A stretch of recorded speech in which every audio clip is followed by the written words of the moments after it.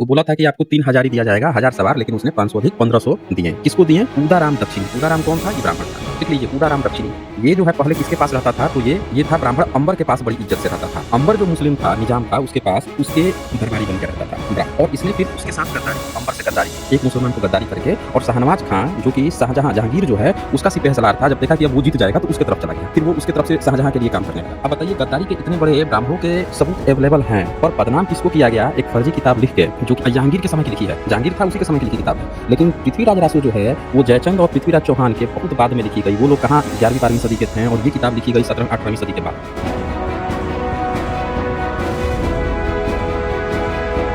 जी बताइए। जी नमस्ते सर। मैं एक्चुअली सर लास्ट 2 वीक से देख रहा था काफ़ी सारे वीडियोज़ ओके। आपके, तो उसमें मुझे काफ़ी बातें समझ में आई हैं कि काफ़ी कुछ गलतियाँ हैं जो ब्राह्मण कम्युनिटी ने करी हैं। हालाँकि एक मैं आपका वीडियो देख रहा था नालंदा यूनिवर्सिटी पे, जिसमें आपने बताया था कि ब्राह्मणों के द्वारा ही जलाई गई थी वो। उसके बाद मैंने उस पे रिसर्च भी करा, एंड एज़ सच मुझे उसका कोई प्रूफ़ नहीं मिला है, ना ही आपके वीडियो में कोई प्रूफ़ था, तो इस बारे में बात करना चाह रहा था। क्या-क्या प्रूफ़ आपने खोजा है? मतलब क्या चीज़ आपने सर्च किया है? क्या प्रूफ़ आपने खोजा है जो आपको नहीं मिला है? मतलब आपने उस वीडियो में ये बताया था कि कोई लेखक हैं जिन्होंने एक बुक लिखी है, उसमें उन्होंने बताया है, और वो जो लेखक थे उन्होंने जो रेफ़रेंस किया है वो कोई 17th सेंचुरी की तिब्बत बुक है, उसमें से उन्होंने उठाया था। हालाँकि हुँ, जब हुँ। मैंने रिसर्च करा तो पता चला कि ये जो नालंदा यूनिवर्सिटी जो 12th सेंचुरी में जली थी, इसके हुँ, समकालीन हुँ। कोई मुस्लिम राइटर थे जिन्होंने एक बुक लिखी थी जिसके थ्रू सबसे पहले अपन को पता चला था कि ये जली है। और उस बुक में तो ऐसा कुछ मेंशन नहीं था कि किसी कोई वैद्य था जिसने ये शर्त रखी थी कि भई अगर ये ठीक हो जाते हैं तो आप यूनिवर्सिटी जला देना, जैसा कि आपने बताया था वीडियो में। तो मतलब आप ये कहना चाह रहे हैं कि नालंदा यूनिवर्सिटी जो है, वो आपके जो ब्राह्मण्स हैं, उन लोगों को नालंदा यूनिवर्सिटी के बारे में पता था? आप ये कहना चाहते हैं? या इसकी भी जानकारी मुस्लिमों ने दी ब्राह्मणों को कि आपके यहाँ कोई यूनिवर्सिटी थी जो हमने जला दी, ब्राह्मण्स को ये बात पता ही नहीं थी? नहीं, मैं ये आपने नहीं कह कहा रहा कि कि नहीं, मैं ये हुँ, नहीं कह हुँ। रहा कि हमें पता नहीं था या पता था। मैं तो बस ये बोल रहा हूँ कि इस बात का क्या प्रूफ़ है कि मतलब ब्राह्मणों ने ही जलाई थी? बहुत सारे प्रूफ़ हैं इसके, एक थोड़े प्रूफ़ है। मतलब जो इसके तो मैंने बहुत जो सारे प्रूफ़ हैं। देखा उसमें तो 12th सेंचुरी में ही कोई मुस्लिम था, उसने कोई बुक लिखी थी, उसमें उसने पहले लिखा यहाँ था। पे जो आपने 2 बातें कही हैं ना, आपने जो 2-3 बातें कही हैं, उसमें एक-एक करके उस पॉइंट्स को हम चेक करते हैं। सबसे पहली बात ये कि नालंदा यूनिवर्सिटी जली, ये बात कैसे पता चली लोगों को, भारतीयों को? नालंदा यूनिवर्सिटी भारत में थी, इसका पता भारतीयों को कैसे चला? आज हम लोग बच्चों को पढ़ाते हैं कि हमारे यहाँ एक यूनिवर्सिटी थी, जो जला दी गई। ये बात सबसे पहले कैसे भारतीयों को पता चली? क्या ये बात भारत में जो पीढ़ी दर पीढ़ी ग्रंथों को ढो कर ला रहे थे, उन लोगों को ये बात नहीं पता थी कि हमारे यहाँ कोई एक ऐसी यूनिवर्सिटी थी जहाँ पे बौद्ध भिक्षु पढ़ते थे? चाइना से, जापान, कोरिया कहाँ-कहाँ से आते थे उसमें पढ़ने के लिए। क्या ये बात ब्राह्मणिकल सिस्टम को नहीं पता थी? यहाँ पे एक बात ये हो गई। दूसरी बात कि जब उस यूनिवर्सिटी को जला दिया गया तब क्या भारत में कोई ब्राह्मण नहीं थे?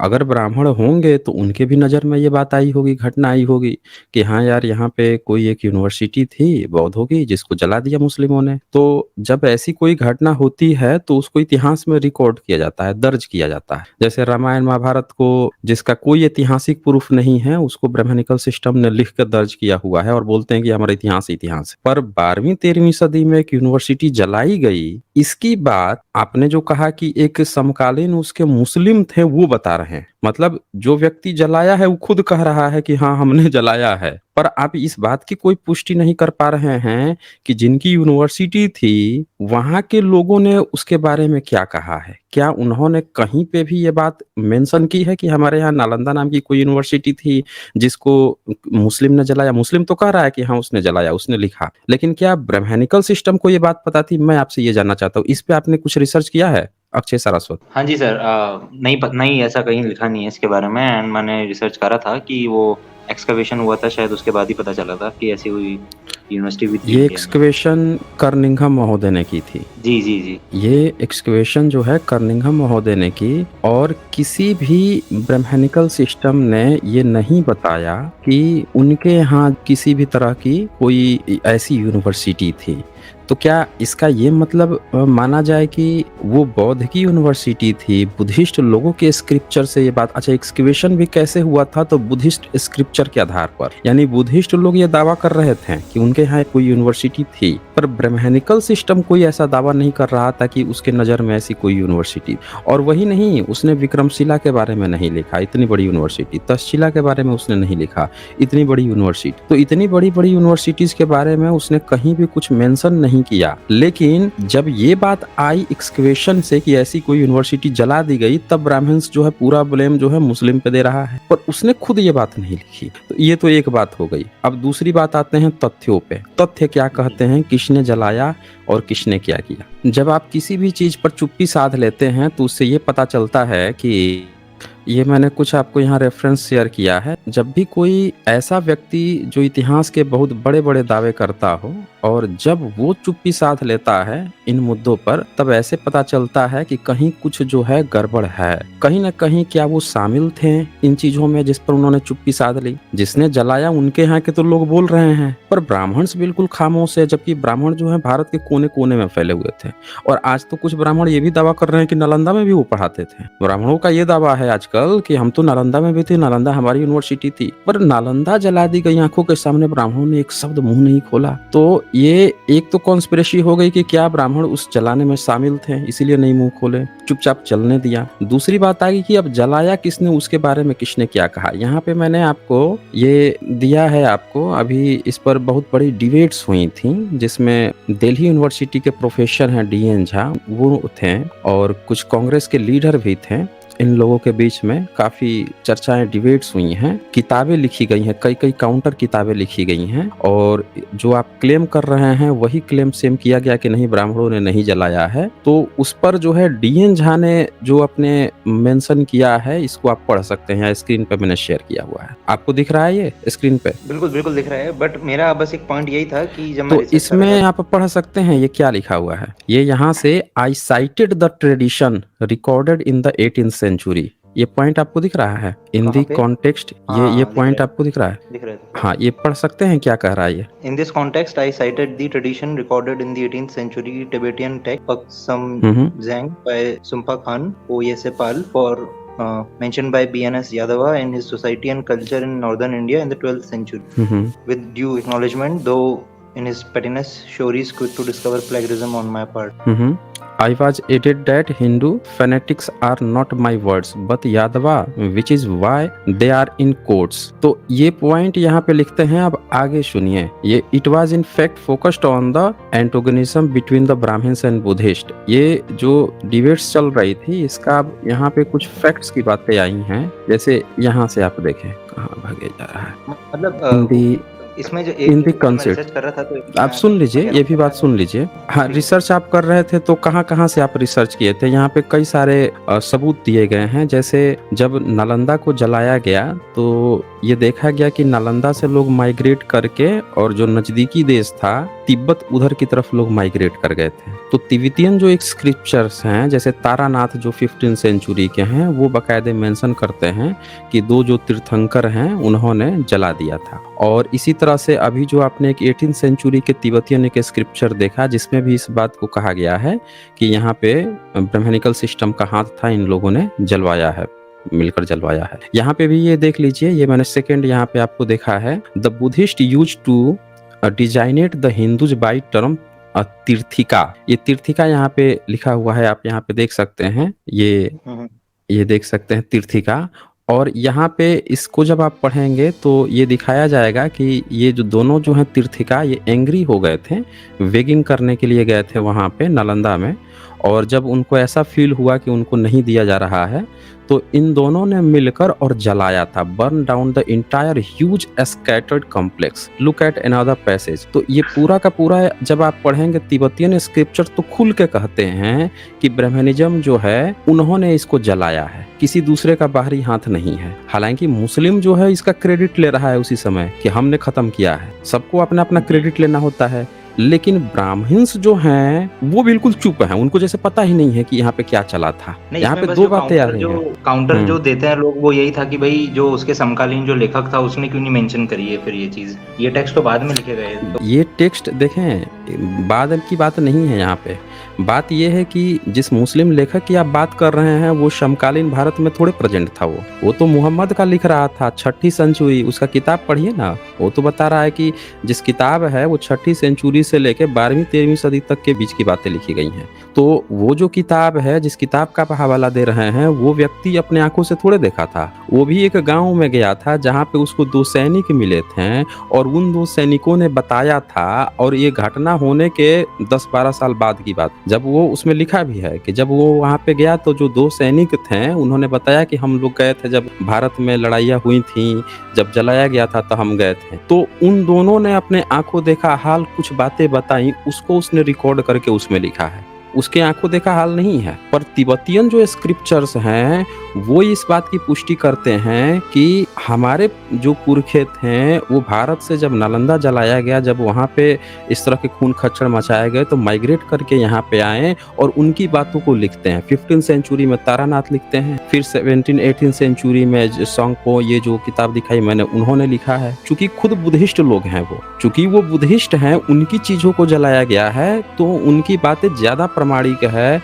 और यहाँ पे एक लेखक जो है किसी गांव में जाता है जहाँ पे 2 रिटायर्ड सैनिक जो हैं वो अपनी कुछ सुना रहे हैं, तो कोई ऑथेंटिक एविडेंस आंखों देखा हाल उसका थोड़े है जिसका आप कह रहे हैं, जिस मुस्लिम का। वो आप ध्यान से पढ़िएगा ना, वहाँ पे कह तो रहा है कि उसने भी कहीं से सुना था, गया था तो 2 सैनिक बोले थे, उन्होंने जो जो कहा उसको उसने लिख दिया, ऐसे ऐसे कुछ हुआ होगा वहाँ पे। तो यहाँ पे बात यह है कि बुद्धिस्ट जिनकी जलाई गई वो भी कह रहे हैं, मुस्लिम्स का एक लेखक है वो भी इस बात को मेंशन कर रहा है, पर ब्राह्मणिज्म जो है, ब्राह्मण, वो इस पूरी घटना पर मुंह ही नहीं खोला, एकदम मुंह नहीं खोला।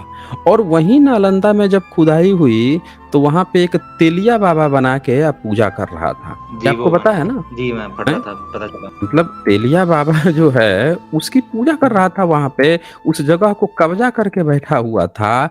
पैसा देके कर्निंघम महोदय ने बहुत सारे पैसे खर्च किए हैं, खर्च कर कर के पैसे खर्च कर कर के तब जाके उस जगह को छुड़ाया। ये देख लीजिए, मैं वो भी शेयर करके आपको दिखा देता हूँ, वो भी एक नज़र आप देख ही लीजिए। एक तो उस जगह को जलवाया, दूसरी चीज़ की उस जगह को कब्जा किया, और तीसरी बात की वहाँ पे बुधा की जो मूर्ति है पीछे तेलिया बाबा लिख के, तेल मालिश करवा के, डोनेशन बॉक्स लगा के पैसा लूट रहा है। तेलिया बाबा है ये नालंदा में, बताइए। जबकि इनको आप गूगल पे जब सर्च करेंगे तो ये मिलेगा ब्लैक बुद्धा स्टेचू पब्लिक तेलिया बाबा मंदिर, और तेलिया बाबा कह के ब्लैक बुद्धा है, पूरी दुनिया जान रही है कि ब्लैक बुद्धा है, लेकिन ब्राह्मण जो है इनको तेलिया बाबा कह के डोनेशन बॉक्स लगा के पैसा लूट रहा है, तिल ले रहा है और जगहों को कब्जा किया हुआ था। तो आप ये भी तो देखिए ना कि एक तो नालंदा विश्वविद्यालय, ईसाई जो यहाँ पे आए थे अंग्रेज, उन्होंने बताया खुदा बुद्धिस्ट स्क्रिप्चर के आधार पे, बुद्धिस्टों ने बताया कि वो विदेश से आके पढ़ते थे, और ब्राह्मण जो है कह रहा है कि हम रामायण महाभारत कितने लाख साल से लाए हैं, उसको भारत में ऐसी घटना ही कहीं नहीं पता चली कि विदेश से भारत में पढ़ने लोग आते थे, यहाँ से पढ़ पढ़ के जाते थे, यहाँ के लोग विदेश जाते थे, पूरा दुनिया बुद्धिस्ट बन गया था। इस सब की बात ही वो कहीं पे नहीं मेंशन किया है। ऐसे लग रहा है जैसे कहीं पे सोया हुआ था, ख्वाब में था। जब बुद्धिज्म की पूरे पिछले 2000 साल की घटनाएं घटी हैं तब लगता है कि भारत में एक भी ब्राह्मण नहीं था जिसको इसमें से एक भी घटना पता हो, हैं? और दावा कर रहा है कि पीढ़ी दर पीढ़ी पता नहीं क्या क्या ढोके लाया है। तो यहाँ पे 2 बातें हैं, अगर वो था तो मिला हुआ था, वो खुद जलवा रहा था इसीलिए कुछ नहीं बोला। अपना षड्यंत्र कौन कहता है, कौन व्यक्ति कहता है कि उसी का सामान खराब है? सेल्समैन भी बना हुआ है, अपना ही सामान खराब बोले।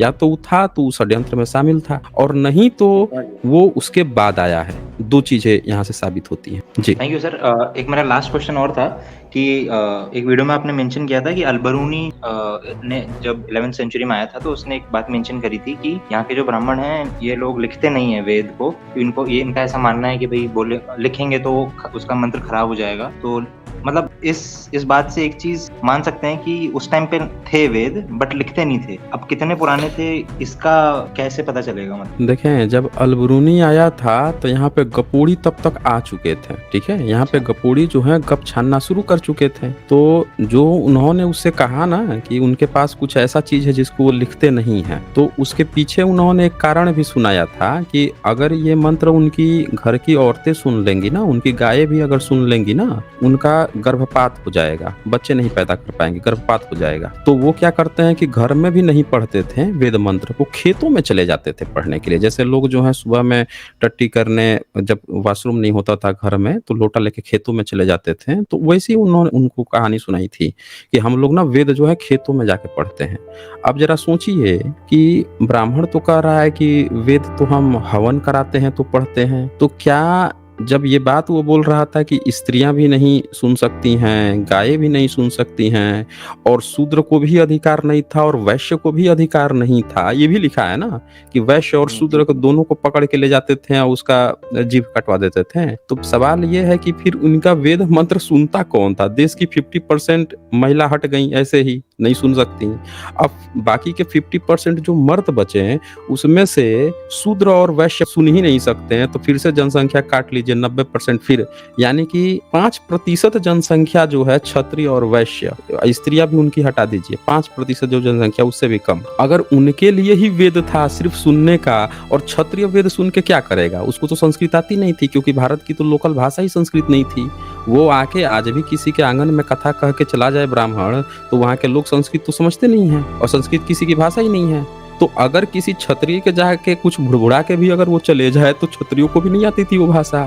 तो सवाल ये है कि वो वेद भारत के धर्म कैसे था? और उससे भी बड़ी बात ये है कि जो क्षत्रिय और ब्राह्मण के बीच में जो बातें हैं, वही पूरे देश का धर्म कैसे हो गया, समझ रहे ना? और जो भाषा ही वहाँ पे एग्जिस्ट नहीं करती थी। तो मतलब समझ बेसिकली रहे हैं? कि मतलब वो एक कहानी थी, तब भी मतलब असली में कुछ था नहीं। ये बेसिकली लाइक 13-14 सेंचुरी में ही आया होगा, जब इसका पहला यहाँ भाष्य पे हुआ था। कहने का मतलब ये है कि जब भी कोई चीज लाई जाती है किसी दूसरी जगह पे, जैसे अंग्रेज जब अपनी बाइबल भारत में लाए थे, तो दो काम करेंगे वो। एक तो अपनी बाइबल को समझाने के लिए भारतीयों को या तो अंग्रेजी पढ़ाएंगे कि तुम अंग्रेजी पढ़ ले, अंग्रेजी समझ ले, तब तू हमारी बाइबल समझ पाएगा, और या फिर वो बाइबल का भाष्य कर देंगे, अनुवाद कर देंगे यहाँ की लोकल भाषा में कि भाई तू अपनी ही लोकल भाषा में इसको समझ ले। दो ही चीज होता है ना, हाँ जी। समझ रहे हैं ना? जब भी आप धर्म प्रचार प्रसार करते हो, इस बात को बहुत अच्छे से आप समझना। उसी तरह से इस्लाम जब भारत में आया, तो उसको अपना कुरान जब भारतीयों को समझाना था या किसी को भी समझाना था, तो वो दो काम में करता। एक तो एक नई भाषा इजाद की,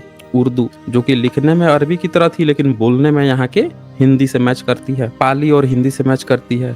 तो उसने एक ऐसी भाषा बना दिया कि लोग कम से कम बोल के तो समझ सके, लिख के नहीं समझ सके, तो उस माध्यम से अपने प्रचार प्रसार किया इस्लाम का। उसी तरह से ईसाइयत ने भी लोगों को अंग्रेजी सिखाया और अपनी चीजों को भी यहाँ के भाषाओं में भी अनुवाद किया ताकि लोग समझ सके, उसके धर्म को समझे। ब्रह्मनिज्म एक ऐसा, यहाँ पे भारत में एक ऐसा पनपा या पनपाने की कोशिश की गई है जिसकी भाषा भारत का कोई समझता नहीं था, और वो खुद कहता था कि हमारा अगर कोई सुन ले तो उसकी जीभ कटवा देते, कान में शीशा पिघला के डलवा देते। यानी वो अपने धर्म का प्रचार प्रसार भी नहीं करता था, और वो कहता था कि ये सिर्फ ब्राह्मण तक सीमित है।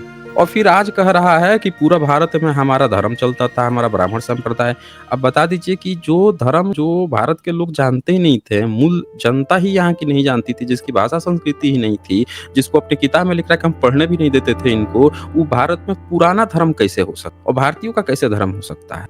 हर व्यक्ति जो है वो अपने वेदों का अनुवाद तो करा देता है यहाँ की लोकल भाषा में। अगर उसको इसी चिंता होती कि जैसे बाकी मुस्लिम भी अपने कुरान का प्रचार प्रसार करा रहे हैं, तो इसको भी चिंता होनी चाहिए थी कि यार हमको भी अपने धर्म बढ़ाना चाहिए था। तो दरअसल ब्राह्मण संप्रदाय, ब्राह्मण धर्म भारत में कभी था ही नहीं। ये सिर्फ कागज पे मुगलों की, मुस्लिमों के चाटुकारिता नाक के नीचे खड़ा किया हुआ एक धर्म है जो अपना लाभ उठा रहा था, आज हम पर थोप रहा है कि ये तुम लोगों का भी धर्म है। अगर उसको चिंता होती उस समय मुस्लिमों के समय में कि इस्लाम तो अपने कुरान को फैलाने के लिए उर्दू जबान ले आया, फारसी जबान ले आया, तो हम भी संस्कृत का, अपने वेदों का अनुवाद करा दे, यहाँ की लोकल भाषा में हर लोग को पढ़ाएं, भाई देखिए हमारी भी ये भाषा है, हमारे धर्म में बने रहना। तो ब्राह्मण को इससे चिंता ही नहीं थी, क्योंकि वो किसी भारतीय का धर्म ही कभी नहीं था, समझ रहे ना? वो ब्राह्मण ने अपना एक कुछ बना बुनू के पारसियों के साथ मिल के उनकी तरह उनकी नकल करके, नकल के तर्ज पे अपना एक पैरेलल में खड़ा किया मुस्लिम के सामने। ये बस हुआ है यहाँ जी। मतलब पहले अपन ये मान सकते हैं कि कुछ लोग थे जो बुद्धिज्म को फॉलो करते थे, और फिर पारसी का थोड़ा इन्फ्लुएंस हुआ, तो उससे मिक्स करके जो बना था वो ये वेद थे और ये ब्राह्मणिज्म था। नहीं, बाकी सब लोग नहीं, सिर्फ ब्राह्मण। मुस्लिम सत्ता में बाकी सब पिछड़े बन गए, अछूत बन गए, सर कटा लिए। लेकिन ब्राह्मणिज्म की तरह अल्लाह उपनिषद बैठ के नहीं लिखे, अकबर मुगल को अपना ब्राह्मण भाई बना के वेद व्यास के नाम पर भविष्य पुराण नहीं लिखे, शंकराचार्य नहीं, गोत्र का नहीं साबित किए, सबने नहीं, सर मैं कटा लिया जरूर, अछूत जरूर बन गए। हाँ नहीं, बोलिए। मैं ये कह रहा था कि भाई जो जो आज के आप ब्राह्मण ब्राह्मण हैं हैं? अक्षय जी, सरस्वत आप ब्राह्मण हैं? जी। ठीक है, आप ब्राह्मण हैं। तो बता मैं दीजिए, कह आप रहा था ये कि बता दीजिए, आज के जो ब्राह्मण आप हैं यही वो आप बता दीजिए कि आज के जो ब्राह्मण हैं, आपने कहीं पता लगाया है कि मुस्लिम शासन काल में किसी ब्राह्मण का सरनेम क्या होता था? आपने पता लगाया है? क्या उनके समय में मिश्रा, दुबे, चौबे, सारस्वत ये सब होते थे? दीक्षित, इस तरह के कोई सरनेम होता था मुस्लिम के सामने? सब सारस्वत तो का तो सुना है मैंने कि वो तो थे, कहाँ पे? क्योंकि सारस्वत का तो मतलब ऋग्वेद से आता है पूरा रेफरेंस, तो उस वजह से न- मतलब मैंने तो यही सुना है सारस्वत कि का सारस्वत सरस्वती शब्द ही बुद्धिस्ट का है, वहाँ ऋग्वेद से कहाँ से आ जाएगा? मतलब जो ऋग्वेद का मानते हैं री आज जो के है, री की ध्वनि ही 7वीं 8वीं सदी के बाद आई है, और वो भी नहीं बुद्धिस्ट मैं की तो किताब में आई है। नहीं मैं तो वही समझ रहे आज हैं? के जो मानते हैं हम्म। ब्राह्मण, मैं वही बता रहा था, तो मैं तो मानते बस जरूर हैं, लेकिन एक भी सरनेम आप खोज लीजिए ब्राह्मण का, मुस्लिम संप्रदाय जब मुस्लिम आए थे भारत में तब भी किसी का नहीं मिलता। भाई तुलसी जो है, तुलसी नाम आता है, रामानंद नाम आता है, मध्वाचार्य नाम आता है, सायण नाम आता है, उवट, महिधर उवट सायण, मध्वाचार्य जी माधवाचार्य, इतने सारे, रामानुजाचार्य और शंकराचार्य, इतने सारे नाम आते हैं, विश्वजीत नाम आता है। किसी का भी सरनेम दीक्षित, मिश्रा, दुबे, चौबे, पांडे, चतुर्वेदी, त्रिवेदी, त्रिपाठी इस तरह का नाम आता है? नहीं आता। क्यों?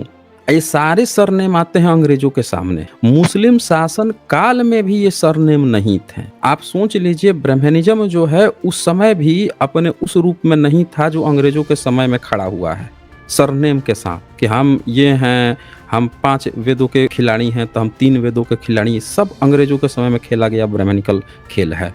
इवन मुस्लिम शासन काल में ये सरनेम नहीं थे। सोच लीजिए आप कि कितना बाद में ब्राह्मणिज्म ने ये खेल खेला है, और क्यों खेला है। जब भारत की इतनी अच्छी सभ्यता थी, भारत के पास इतना गौरव था, हर चीज था, तो उनको ऐसी चीजें करके अपना एक नया धर्म पारसियों के साथ मिलकर खड़ा करने की क्या जरूरत? इसका तो सर जी बताइए। कोई बता पाएगा नहीं। भाई आप ये बताइए कि इतना ये लोग आज गाली देते हैं मुगलों को, आपने नाम सुना होगा, ये गाली देते हैं जयचंद को, देते हैं ना? गद्दार बोलते हैं।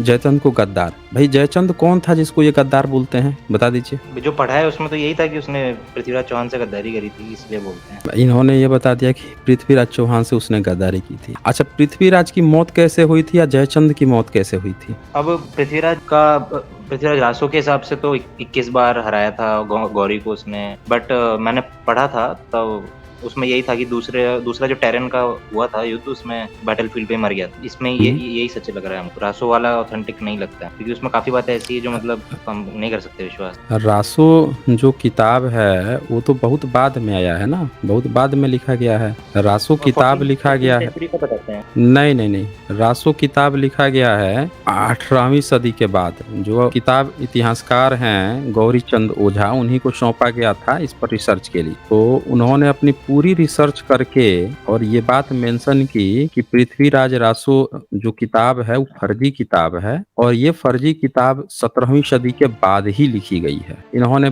पूरे सबूतों के साथ एक एक पॉइंट का काट करके पेश किया था, और सबने इस चीज को माना भी कि हाँ ये सही बात बोल रहे हैं। काफी बात ऐसी लिखी है 21 बार। अच्छा चलें, अब एक और बात करते हैं कि तो जयचंद जो है उसको इन्होंने एक फर्जी किताब के आधार पर गद्दार ठहराया। सवाल ये है कि ऐसी गद्दारी की दास्तान तो ब्राह्मणों के साथ भी, तो कभी भी ये ब्राह्मण गद्दार है इस बात को क्यों नहीं हाईलाइटेड किया गया? ये कभी आपने सोचा है? एक बौद्ध था, जयचंद बौद्ध थे, आज उनके वंशज अपने को राजपूत कहते हैं। राजपूतों को जब गद्दार कहना हो या उनके जो फॉलोअर ओबीसी में आते हैं उनको गद्दार कहना हो, तो ब्राह्मण कूद कूद के प्रचार किया कि गद्दार है, जबकि वो गद्दार नहीं थे। सीने पर, छाती पर उन्होंने भाले खाए हैं, तलवार खाए हैं लड़ाई के मैदान में। कोई गद्दारी उदारी नहीं, फर्जी किताब लिख के ब्राह्मण ने उनको बदनाम करने की कोशिश की। पर जो डेटा है, एक्चुअल डेटा है, उसमें ब्राह्मणिज्म जो है वो खुद कई गद्दारी किया है। एक गद्दारी का सबूत मैं दिखाता हूँ आपको,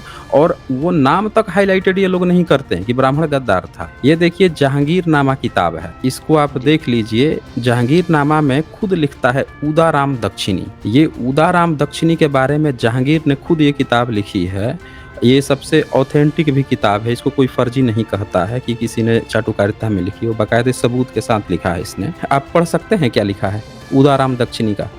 को बादशाह ने उदाराम को 3 हजारी जात और 1500 सवारों का मनसब दिया।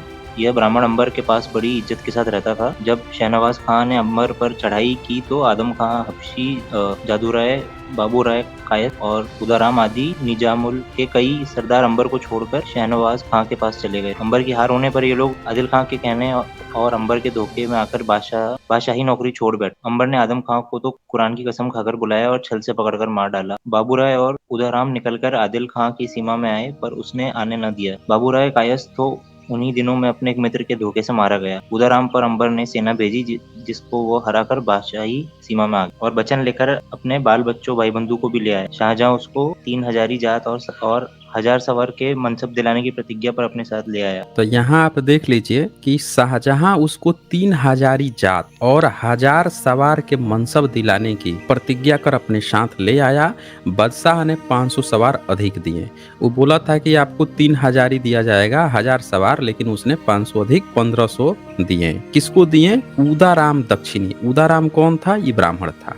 देख लीजिए उदाराम दक्षिणी ये जो है पहले किसके पास रहता था? तो ये था ब्राह्मण अंबर के पास बड़ी इज्जत से रहता था। अंबर जो मुस्लिम था, निजाम था, उसके पास उसके दरबारी बन के रहता था ब्राह्मण। और इसने फिर उसके साथ गद्दारी की, अंबर से गद्दारी की, एक मुसलमान को गद्दारी करके। और शाहनवाज खां जो कि शाहजहां, जहांगीर जो है उसका सिपहसालार था, जब देखा कि अब वो जीत जाएगा तो उसके तरफ चला गया। फिर वो उसके तरफ से शाहजहां के लिए काम करने लगा। अब बताइए गद्दारी के इतने बड़े ब्राह्मणों के सबूत अवेलेबल हैं, पर बदनाम किसको किया गया? एक फर्जी किताब लिख के, जो कि जहांगीर के समय की लिखी है। जहांगीर था उसी के समय की लिखी किताब है। लेकिन पृथ्वीराज रासो जो है वो जयचंद और पृथ्वीराज चौहान के बहुत बाद में लिखी गई। वो लोग कहाँ 11वीं 12वीं सदी के थे, और ये किताब लिखी गई 17वीं 18वीं सदी के बाद, अंग्रेजों के समय में, फर्जी, उनको गद्दार ठहराने के लिए। तो इससे ये पता चलता है कि ब्राह्मणिकल सिस्टम जो है हमेशा ही बौद्धों को गद्दार साबित करने के लिए दुष्प्रचार किया। मैं कहता हूं कि पूरी दुनिया का इतिहास बनता है, सब लोग सही इतिहास प्रस्तुत करते हैं, लेकिन ब्राह्मण हमेशा छला हुआ इतिहास क्यों लिखता है? अगर किसी को जब गद्दार उसको दिखाना है तो अपनी गद्दारी के क्यों नहीं सबूत देता है कि हम ब्राह्मण जो हैं अल्लाह उपनिषद लिखे हैं, हम ब्राह्मण जो हैं मुगलों को अपना ब्राह्मण भाई शंकराचार्य के गोत्र का भी बताए हैं भविष्य पुराण में, अवेद व्यास से लिखा बताए हैं, हम जो है जहांगीर की चाटुकारिता किए हैं उसके साथ, उसके पहले निजाम की भी किए हैं। ये सब बातें वो क्यों नहीं पढ़ाता है? लेकिन जयचंद गद्दार था, ये चारों बगल पढ़ाया जाता है। आप खुद ब्राह्मण हैं, आपको नहीं लगता है कि ब्राह्मणों ने इतिहास के साथ भी धोखा किया है? क्यों सारस्वत? नहीं किया, ऐसे बिल्कुल किया है। बहुत किया है क्लेम ना? बड़े-बड़े कर दिए और अब दिक्कत वही हो गई कि बड़े क्लेम कर दिए तो फिर उसको ढकने के लिए अब कुछ ना कुछ कॉन्स्पिरेसी आती रहती। बट हाँ, गड़बड़ हुई है बिल्कुल। मेरे तो बस 2-3 क्वेश्चन थे सर, यही थे। इसमें थोड़ा कंफ्यूज था मैं, इसलिए आया तो था। अब तो बाकी क्लियर हो गया ना? बिल्कुल क्लियर है। ठीक है, ठीक है फिर, थैंक ठीक यू। है, चलें फिर। ओके।